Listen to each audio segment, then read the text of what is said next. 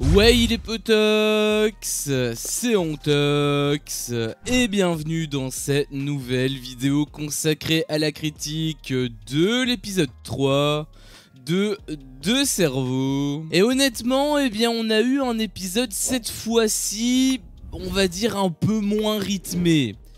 Il y a eu la première partie qui était très intéressante, ça bien évidemment, on a eu la suite avec les votes, avec le duel, on a eu pas mal de trucs. Ça a duré, je pense, 20 minutes ou 30 minutes, ça a duré quand même une... Je pense que c'était plutôt 30 minutes, hein, donc ça a été quand même les 3/4 de l'épisode. Donc c'était quand même plutôt cool. Mais bon, malheureusement, il fallait bien que le soufflet redescende à un moment donné, il fallait bien qu'il y ait une petite perte de vitesse. Ça peut pas toujours être épique, il peut pas toujours avoir des jeux tout le temps.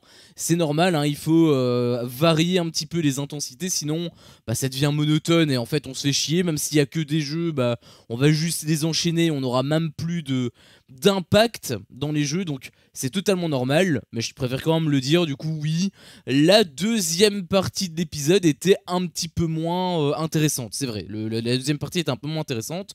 Après, c'est pas forcément un problème, on a eu des trucs où voilà, il y a eu un peu de clash, il y a eu un peu d'amour, ça va pas forcément plaire à tout le monde, je le sais. Mais quelque part, ça fait partie pour moi de l'émission, enfin des téléréalités de manière générale, de tout simplement ce format. Et ça me dérange pas du tout. Le seul truc qui pourrait me déranger, ce serait que par exemple, à l'épisode de demain, eh bien on a un épisode qui soit exclusivement centré là-dessus. Là, ce serait plus dérangeant, parce que bah du coup, ça veut dire que ça aurait un impact complet sur un épisode. Littéralement, il y aurait un épisode où il y aurait pas d'évolution dans le jeu. Donc ça par contre ce serait grave. Là par contre oui, là c'est pour moi c'est interdit, hein. Faut vraiment pas faire ça. Mais après s'il y a un tout petit peu d'amour, comme je te l'ai dit, à certains moments, etc., pour moi c'est pas un problème. Pour moi c'est pas un problème. Donc pour l'instant, ce n'en est pas un. Peut-être que ça va en être un à l'épisode de demain, ça on verra. Mais en tout cas, ici, voilà, je tiens quand même à le préciser, parce que je sais qu'il y en a beaucoup qui vont pas forcément apprécier cette partie-là. Mais en réalité, vous devriez l'apprécier, parce que si vous ne l'appréciez pas, comme je vous l'ai dit, s'il y a que des jeux tout le temps, bah il y aura à un moment donné une perte d'intérêt, non pas forcément par rapport au jeu, mais plutôt par rapport au fait que bah, on est tout le temps habitué et que en réalité bah, ça devient limite anecdotique. Ce qui est intéressant dans les jeux, c'est qu'on est pris, qu'il y a une certaine tension.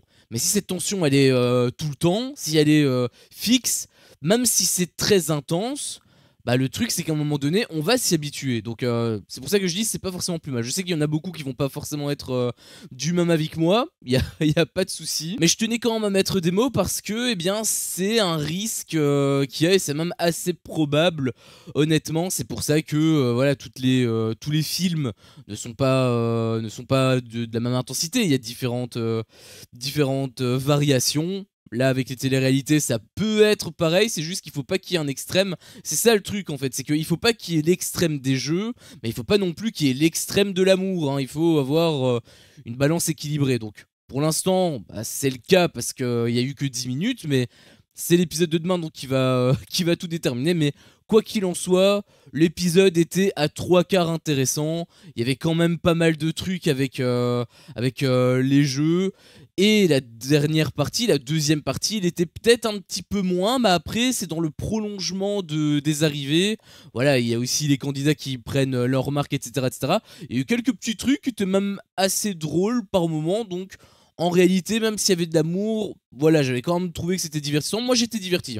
Moi, franchement, j'ai quand même apprécié l'épisode. Voilà, même s'il n'y a pas eu 100% de jeu, j'ai quand même apprécié l'épisode. Donc, bien sûr, on était de retour sur les votes potentiels. En tout cas, ça parlait de votes. On voyait qu'il y avait pas mal de noms qui ressortaient. Bon, au final, ça n'a pas du tout été ces noms-là. D'un côté, il y avait le nom de Solène qui ressortait. De l'autre côté, bah, c'était plutôt Greg. Lui, par contre, il est réellement ressorti.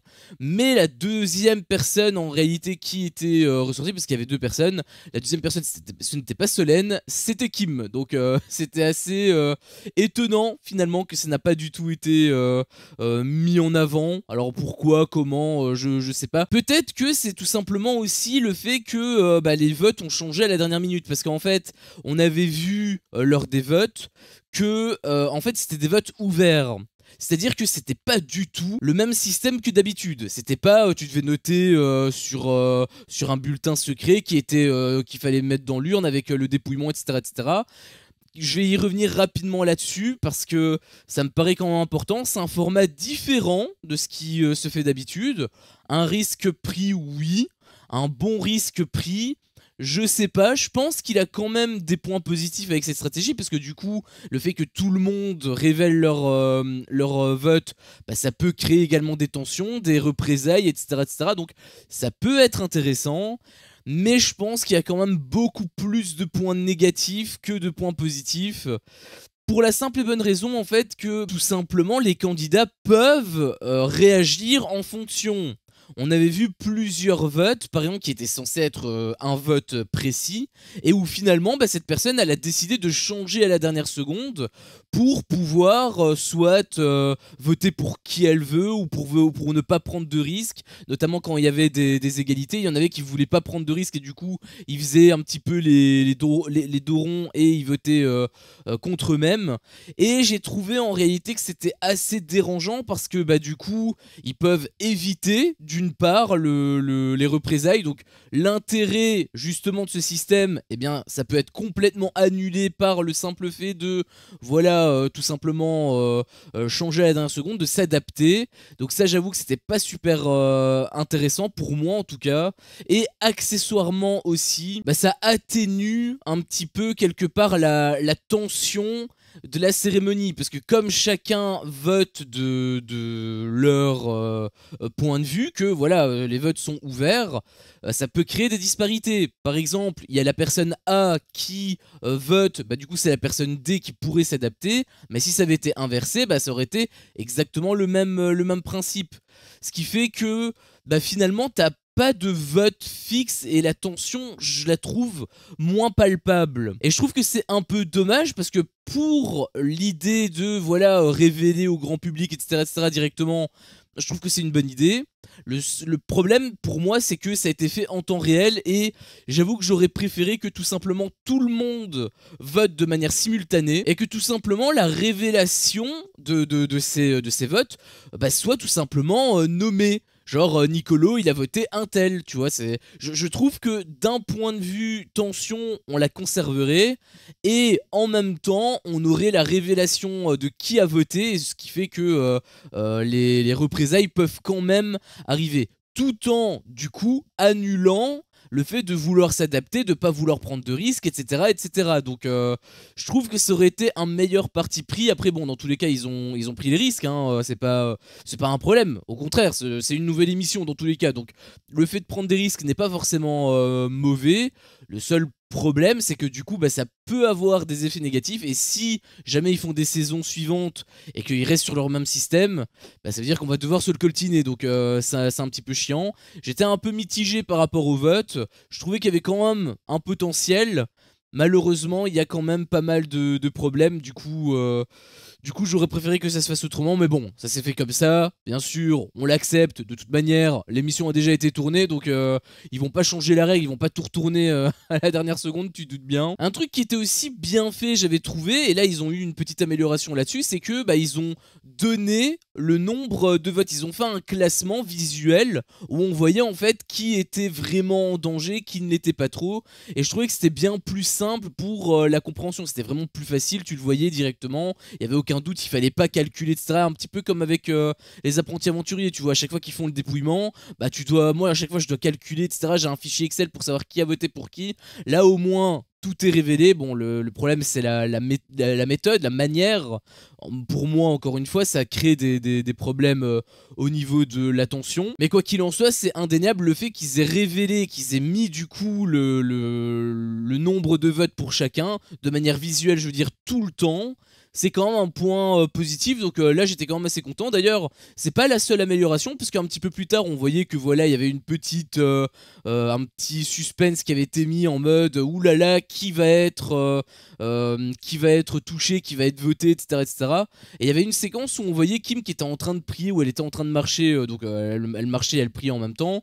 Et j'avais trouvé que c'était intéressant parce qu'en fait il y avait un ralenti qui avait été mis là-dessus avec des petites variations de vitesse. D'ailleurs, c'est assez agréable à l'œil. l'œil, c'est assez fluide. Et justement, en parlant de fluidité, eh bien ils ont enfin fait un ralenti qui n'était pas saccadé. Alors à 100% je sais pas, parce que en arrière-plan on pouvait voir peut-être une micro, mais vraiment c'est léger, hein, mais un micro de micro-saut d'image. Mais vraiment, c'est quasiment imperceptible. En fait, tu le vois quasiment pas. Moi, c'est parce que je l'ai vu, je me suis vraiment concentré là-dessus, mais c'est vraiment très très très léger. Et en réalité, je suis même pas sûr que ce soit vraiment des micros sauts d'image. Je sais même pas si c'est ça ou si c'est simplement une impression de mon œil. Parce que comme c'est éloigné, on voyait qu'au premier plan, il n'y avait pas de problème. On voyait qu'au premier plan, le ralenti était vraiment net et tout. Donc, pour le coup, il y avait une sacrée amélioration. Parce que, souviens-toi, avec les jeux là, dans les 50 notamment, où on voyait des ralentis et tout qui étaient complètement saccadés, c'était vraiment horrible. Bah là, ils ont pas fait cette erreur. Donc, franchement, je sais pas s'ils regardent mes vidéos. Hein, je sais pas si c'est moi qui ai eu cet impact-là. Bon, j'imagine que non, hein, bien évidemment, mais ça me fait quand même plaisir. Voir un truc comme ça, quelque chose où que je pointe du doigt et que finalement c'est corrigé, franchement, ça fait kiffer. Que ce soit grâce à moi ou pas, je sais pas, j'imagine que non, mais au moins il y a eu une amélioration par rapport à ça et j'étais quand même vachement content. Donc concernant les votes, eh bien on a eu ce qui s'est déroulé, hein. Il y a juste un petit truc, mais bon en même temps on n'était pas spécialement surpris, c'était par rapport à Nicolo, hein, qui avait voté bien évidemment contre le Vincent, hein, qui finalement était assez surpris, il n'était pas forcément content, en même temps, bah, nous on le savait, de notre point de vue on le savait, avec son sourire diabolique comme je te l'ai dit, c'était une certitude. Par contre ce qui m'a beaucoup fait rire, c'est que on aurait dit, de la perception de Vincent, qu'il avait été trahi, parce que voilà, il s'était serré la main, etc. etc. Mais il disait ça comme si il s'était fait une promesse. À la base, ça avait rien à voir avec les votes, leur discussion. C'est simplement d'un point de vue humain. Oui, t'es l'ami de ma meuf, du coup, j'ai aucun problème avec toi. Est-ce qu'il y a un souci? Et Nicolo a dit non. Il peut avoir aucun problème par rapport à la relation humaine. Mais ça ne l'oblige pas à ne pas voter contre Vincent. Il n'a pas fait une promesse pour ne pas voter contre Vincent. Enfin, il a même pas fait de promesse, hein, déjà de base. Mais quand il a serré la main, c'était pas pour ne pas voter contre Vincent. C'était pour justement lui dire, il n'y a pas de souci entre nous. C'était ça, à la base, la discussion. Et j'ai aimé le raccourci qu'il a pris, parce que bah, tu te doutes de pourquoi il a fait ça. Tu sais très bien qu'il a fait ça pour le vote. Là, je veux dire, ça me paraît évident. Et le fait qu'il ait mélangé justement les deux trucs, ça m'a fait pas mal rire. J'étais pas spécialement surpris non plus, mais voilà, ça m'a fait pas mal rire. Après, je peux totalement comprendre je pense que j'aurais fait pareil, hein, que Nicolo, parce que j'avoue que j'ai pas trop apprécié la manière dont il lui a parlé. Il lui parlait un petit peu comme un enfant et tout. On aurait dit qu'il essayait de lui expliquer des trucs, alors que bah il est pas con, Nicolo. Donc enfin, j'avoue que j'avais pas trop apprécié la manière de parler de Vincent, et bah, finalement Nicolo il a pas été manipulé, donc c'était quelque part un peu intéressant, c'était quelque part un peu sympa. Et donc comme je te l'ai dit, il y a eu beaucoup de votes qui ont été changés, qui ont été aussi révélés, mais voilà, pour ne pas provoquer de problèmes, hein. On avait vu notamment Anaïs, qui d'ailleurs avait été acclamée parce que voilà, c'était beau, elle s'était votée elle-même. Oh là là, quel courage. Ouais, enfin, peut-être, hein, mais le truc, c'est qu'elle craignait pas grand-chose. Enfin, je veux dire, elle avait un vote et les deux autres, ils en avaient 5. Et il restait 5 votes, enfin, ou 4 votes, je sais plus. Il y avait un maigre monde où si toutes les personnes suivantes votaient contre elle, bah là, elle était niquée.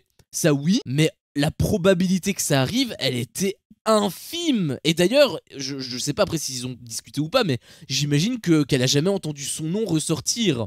Je sais pas si c'est la stratégie de sa part pour se faire bien voir et qu'en réalité elle savait qu'elle craignait rien, ou si elle était réellement sincère et que voilà, elle voulait juste vexer personne.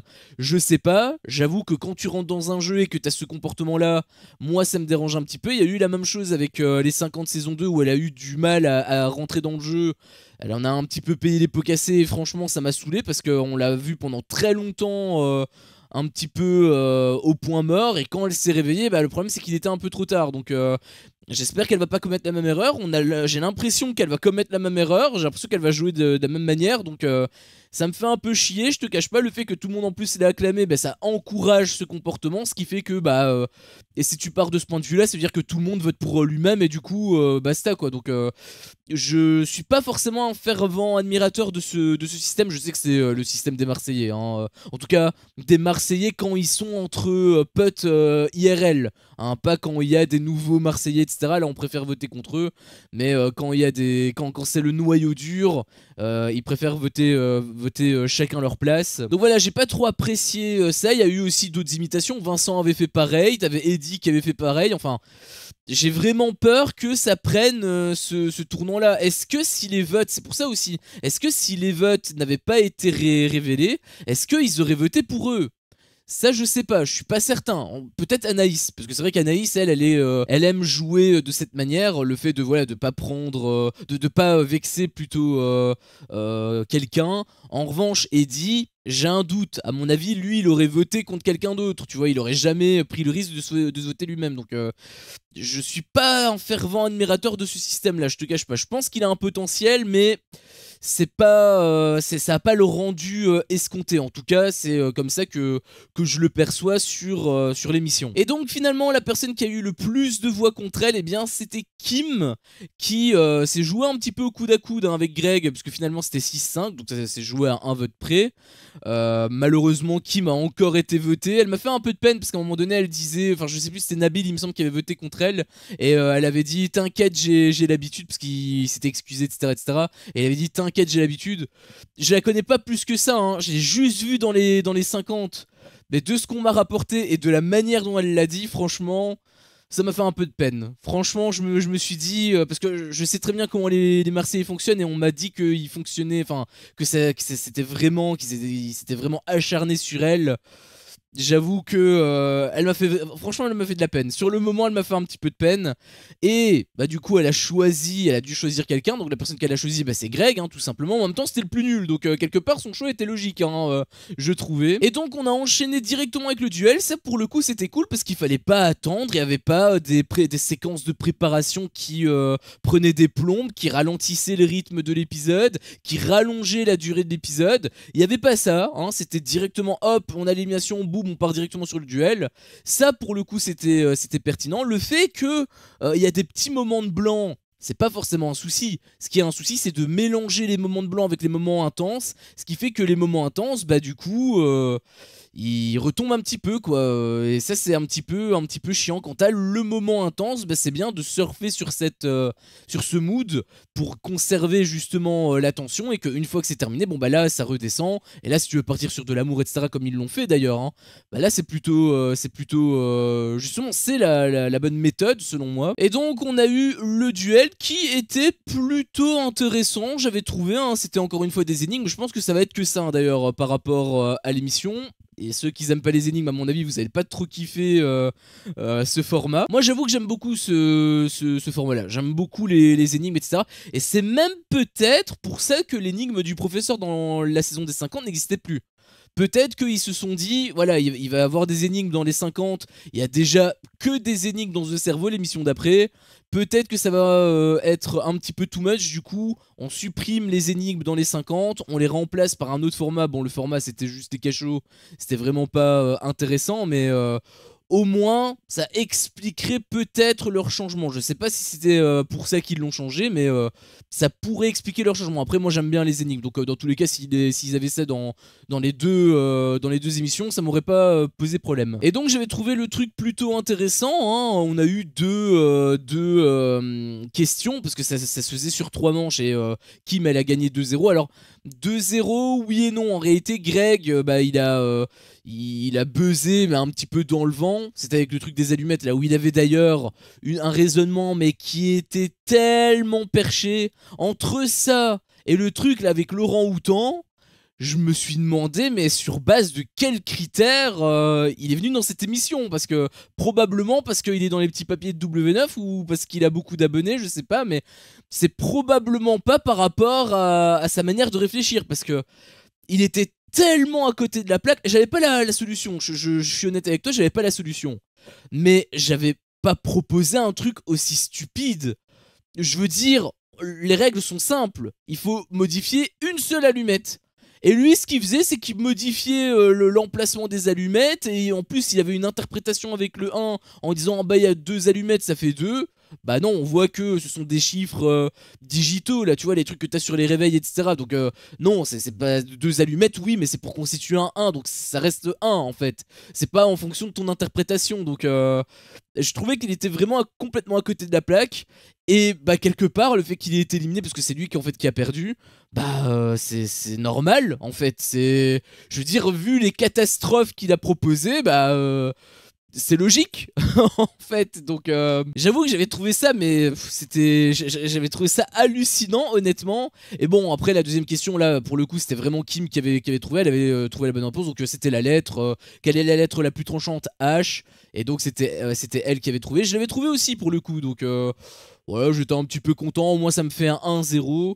Mais c'est là où je voulais en venir, c'est que c'est dommage finalement que le duel, le point a été remporté par l'équipe adverse quand Greg s'est trompé. Finalement, bah Kim, elle a pas gagné avec du 2-0, elle a juste gagné avec du 1-0, elle a réussi à trouver une seule réponse.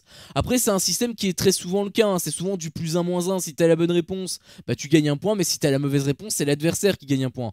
Donc en réalité, c'est pas vraiment une critique de ma part, c'est juste que je trouvais que c'était un peu dommage pour voilà le jeu, hein. Ça aurait pu être plus long du coup par rapport à ça, plus intense aussi.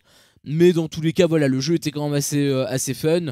Et c'est un format de toute façon qui existe depuis la nuit des temps, donc c'est pas trop un problème non plus.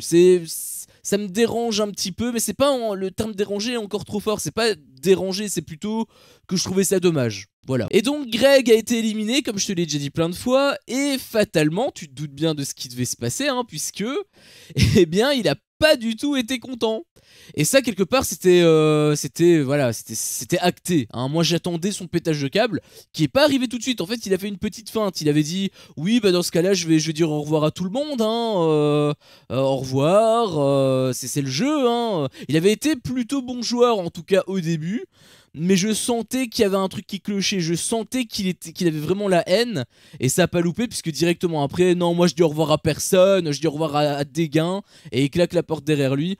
Du coup, pourquoi est-ce qu'il a fait son cinéma en disant je vais dire au revoir à tout le monde, etc., etc. Pourquoi est-ce qu'il a fait semblant d'être un bon joueur si finalement bah, il voulait juste sortir en montrant un mauvais visage? Autant montrer le mauvais visage directement. Enfin, je trouvais qu'il avait fait un petit cinéma au début. J'aurais préféré limite qu'il soit directement énervé en fait. Mais bon, en même temps, c'est pas trop étonnant, hein, quand tu connais le personnage, tu sais comment il est susceptible en plus. Et là, c'est la première personne à être éliminée. Donc, mais son élimination, elle est normale, hein. Je suis désolé, hein, mais il était à côté de la plaque 2 fois, on lui a posé des questions, 2 fois il était complètement à côté de la plaque. C'est totalement normal qu'il saute. Voilà, c'est totalement normal qu'il saute. En plus là, il a pas sauté en mode voilà, tout le monde a voté contre lui, il est mal aimé. Non non non. C'est une autre personne qui a été votée, là c'est purement mérite par contre. Là il a perdu, mais il n'a pas été éliminé parce qu'il a été voté à l'unanimité. Il a été tout simplement choisi parce qu'il était estimé être le plus nul, et il s'avérait être vrai, c'était le plus nul. Donc en l'occurrence, là, partir de cette manière, bah, j'aurais préféré, tu vois. Justement, je trouve que le système avec le duel à la fin, franchement, c'est un bon système. J'espère que ça va pas se faire sur les 2-3 premiers jeux, et qu'ensuite, voilà, on va juste avoir des votes, etc., etc. Ça, j'avoue que ça me ferait chier. J'espère qu'ils vont conserver le format là, mais je trouve que c'est vraiment plus pertinent ce système, donc je suis quand même plutôt content. Autant je suis pas trop content, enfin je suis pas trop fan du nouveau système de vote, autant le nouveau système d'élimination, là par contre je trouve que c'est une excellente idée. Et puis donc ensuite on est parti, comme je te l'ai dit, hein, sur les histoires d'amour, etc., etc. Alors du coup il y a eu pas mal de trucs, déjà sur le retour là, parce qu'ils étaient de retour pour choisir leur chambre, etc., etc. Et sur le retour, c'est la première fois on a entendu Nabil parler, hein. C'était la première chose qu'on a entendu de lui. Et qu'est-ce qu'il a demandé? Eh bien, il est parti. Je sais pas si c'est la prod qui lui a imposé ou si c'était lui qui a pris cette initiative. Mais la première chose qu'on a entendu de lui, c'était à une personne qu'il ne connaissait pas, une femme qu'il ne connaissait pas, avec qui tu dors. Alors j'ai vu ça, mais j'ai tiré des billes rondes, vraiment complètement rondes. Je me suis dit, mais qu'est-ce que c'est que ce truc? Pourquoi? Comment ça se fait que la première chose qu'on entende de lui, c'est ça? Je sais pas s'il avait déjà parlé avant, s'il y avait d'autres séquences où on l'entendait parler ou quoi ou qu'est-ce, je sais pas du tout, mais le fait qu'il ouvre par ça, alors c'est pas lui après qui choisit le montage, bien évidemment, ça tombe, c'est juste le montage qui a fait en sorte de s'ouvrir là-dessus. Mais j'ai trouvé que c'était tellement bizarre, c'est même un peu gênant parce qu'ils se connaissent pas. Alors oui, ils peuvent être attirés l'un par l'autre, mais enfin, commencer la présentation du candidat, je dis bien, parce que dans les 50, on l'a quasiment pas vu. Je sais même pas s'il a eu une interview lors de son élimination. On l'a juste vu pour son élimination. Je sais même pas s'il a eu une interview. Peut-être qu'il en a quand même eu une, mais en réalité, elle était totalement oubliable. On l'avait quasiment jamais vu. Donc en fait, son interview, bah, on s'en foutait.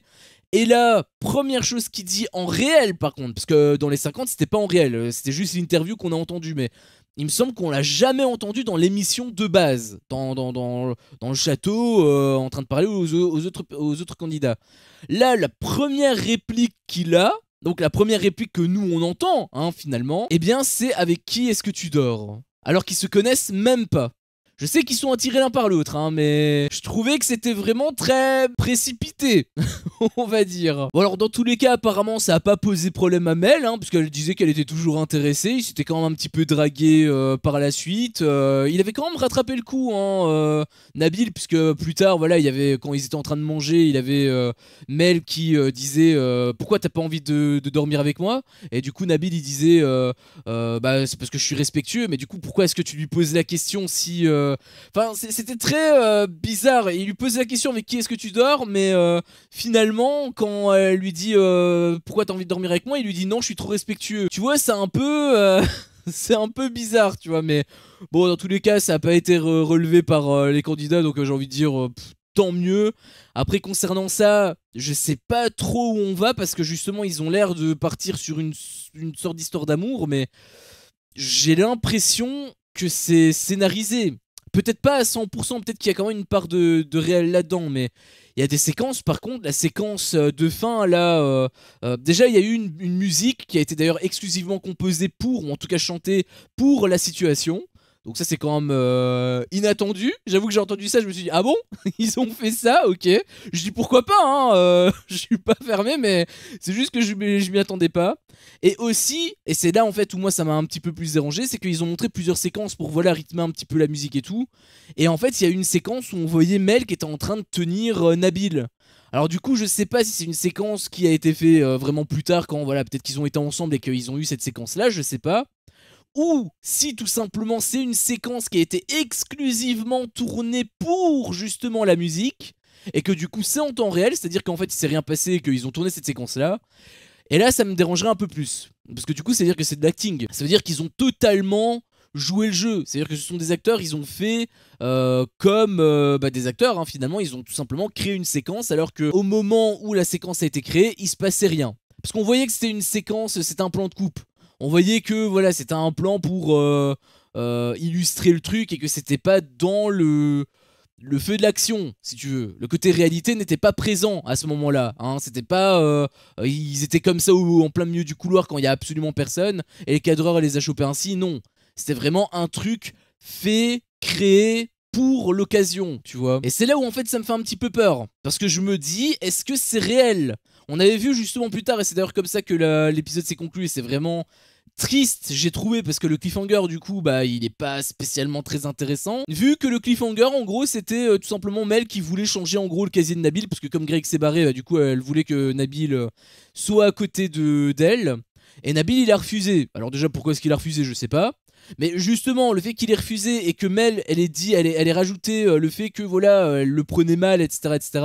Est-ce que finalement ils vont être ensemble? Globalement c'est le cliffhanger de l'épisode, donc je sais pas toi ce que t'en penses, mais je trouve que bon déjà les cliffhangers ça aurait été plutôt bien d'avoir des cliffhangers en rapport avec le jeu et pas trop en rapport avec l'amour, sauf si l'amour est réel et qu'on sent vraiment que c'est réel. Mais là, je la sens pas trop réelle, la relation. Donc, je sais pas, hein, peut-être que c'est le fait que c'est nouveau pour Nabil et qu'il est pas forcément à l'aise. Peut-être. Mais vu toutes les petites séquences qui ont été faites à droite et à gauche, bah j'ai un peu peur de la véracité des séquences. J'ai un peu peur que ça meuble pour rien en fait. Donc on va voir par la suite, on va voir s'ils vont vraiment se mettre ensemble, on va voir si c'est réel ou non, mais un peu à l'image de Julie et Nicolas hein, dans les 50, j'ai l'impression que c'est pas forcément fameux. Alors c'est pas pour les mêmes raisons, c'est pas stratégique pour aller le plus loin possible, là pour le coup non. En réalité peut-être, parce que c'est vrai qu'il y a un système de vote. Mais bon, je ne pense pas, honnêtement. Mais quoi qu'il en soit, bah ça paraît un petit peu fake. En tout cas, tellement surjoué par rapport aux autres séquences à côté que ils ont tellement envie, on a l'impression hein, qu'ils veulent te mettre dans le crâne qu'ils vont être ensemble, que en fait t'as l'impression que c'est vraiment dicté par la prod en réalité. Donc ça me dérange un petit peu plus. Là le côté réalité il est vraiment pas il est vraiment pas là.